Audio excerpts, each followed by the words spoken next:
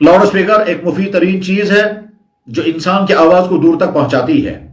Loud speaker के इस्तेमाल के सिलसिले में इस वक्त चंद मसाइल बयान किए जाते हैं। उनमें से पहला मसला, मस्जिद के अइम्मा हजरात और मस्जिद के मुंतजिमीन मस्जिद के माइक के इस्तेमाल के सिलसिले में इस्लामी उसूलों को समझे।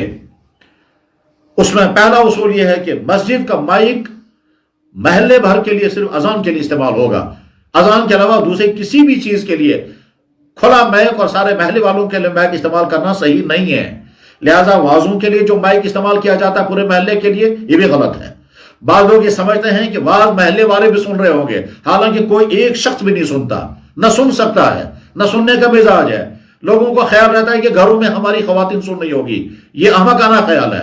कोई खातून घरों में नहीं सुनती, न सुनती है, न सुनने का उसे मौका है, न सुनाई देता है, न समझ में आता है।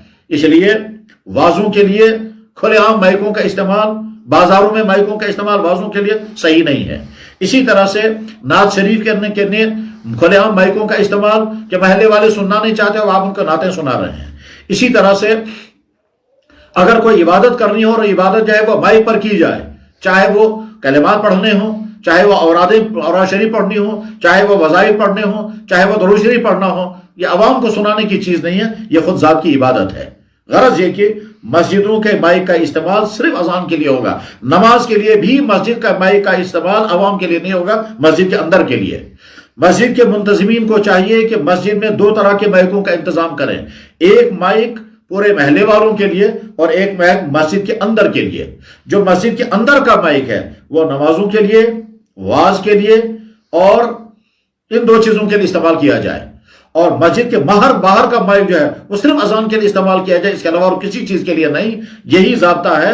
अगर ये ज़ाब्ता समझ में आ जाए और दिल कबूल कर ले तो ये दीन पर अमल होगा, और अगर समझ में भी नहीं आ रहा है या दिल मानने को तैयार नहीं है तो उस पर सिवाय इन्ना लिल्लाह पढ़ने का और क्या कहा जाए।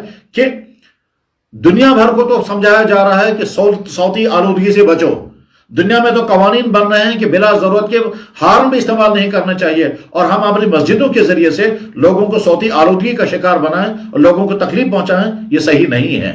जनाब रसूलुल्लाह सल्लल्लाहु अलैहि वसल्लम रात को तहज्जुद की नमाज पढ़ने के लिए जब कयाम फरमाते थे, खड़े होते थे, तो इस तरह से उठते थे कि हज़रत आयशा बयान करती हैं कि मेरी नींद में भी खलल नहीं होना चाहिए, इतनी आहिस्तगी से उठते थे। फिर आहिस्ता से दरवाजा खोलते थे ताकि मेरी नींद में खलल न हो। यहां तक कि अगर कोई इंसान सोया हुआ हो और दूसरा इंसान वहां तहज्जुद की नमाज पढ़ना चाहे, तिलावत करना चाहे, तो इतनी ऊंची आवाज से तिलावत करने की इजाजत नहीं है कि सोने वाले की नींद में खलल पड़ जाए। जो इस्लाम इतनी बारीकियों की रियायत करता हो और कि दूसरे के आराम में खलल अंदाज होने की इजाजत न देता हो, वो इस्लाम कहां इजाजत देगा कि हम मस्जिदों का माइक इस्तेमाल करें और वो भी लोगों को खलल में मुब्तला करने के लिए। और माइक का दूसरा